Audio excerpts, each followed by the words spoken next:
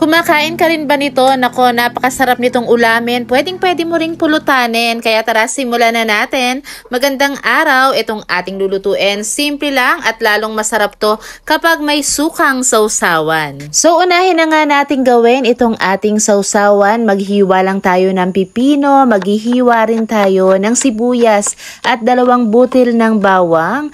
At kung gusto niyo po ng maanghang ay pwedeng-pwede naman kayong maglagay ng madaming sili. Samahin lang natin to sa isang bowl. Pigaan natin ng kalamansi, tapos lagyan rin natin ng paminta, asukal, konting asin. Maglalagay tayo ng suka at konting tubig. Pero kung gusto niyo po mas maasim talaga, pwedeng purong suka lang naman. Then adjust nyo na lang yung lasa. At itong ating ulo ng manok, 2 kilo po itong aking gagawin. Ay tinanggal ko lang yung tuka at itong gulong-gulungan at saka yung medyo taba-taba dito sa liig nito. Ayan, hilahin lang po natin. Medyo mahirap hilahin yan pero kailangan po ay alisin talaga natin yan. Then after nating maalis lahat ay hugasan muna natin ito ng 2 beses para medyo matanggal muna yung lagkit.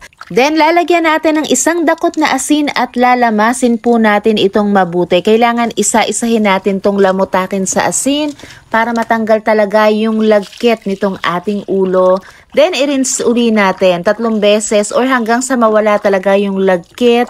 Kayo naman po ang kakain kaya dapat po malinis na malinis talaga para mas lalong masarap. At kapag okay na ay ilalaga muna natin to. Maglalagay tayo ng asin, luya, dahon ng laurel, paminta. Pwede rin po kayong mag-add na ng pampalasa. Bali pinakuluan ko nga lang to ng 10 minutes tapos ay pinalamig ko muna. At para sa pagpipirito ay gagamit po tayo ng 1 balot ng crispy fry. Dinagdagan ko yan ng 5 kutsara ng cornstarch at tinimplahan ko pa ng konting paminta, garlic powder at cayenne pepper. Pero kung wala naman po kayong ibang pampalasa gaya ng aking mga nabanggit, ay pwede pong paminta na lang at konting asin. Maglalagay rin tayo ng tubig. So dahan-dahan lang po ang paglalagay para matansya nyo kung gaano kadami yung ating kailangan. So kailangan po medyo malapot yung consistency nitong ating butter. At itong ating mga nalaga ng ulo ay lalagyan po natin yan ng harina. Kailangan po makot ng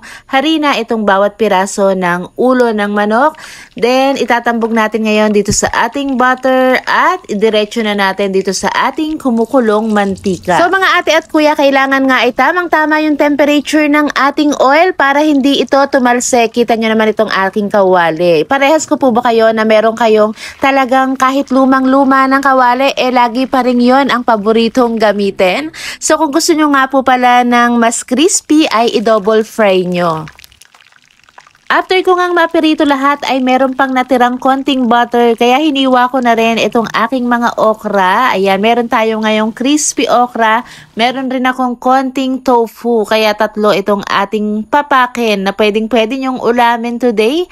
Para naman sa masarap na gravy ay ilalagay po natin ang link sa comment section. Yun lang po at maraming salamat sa panonood. Please follow for more.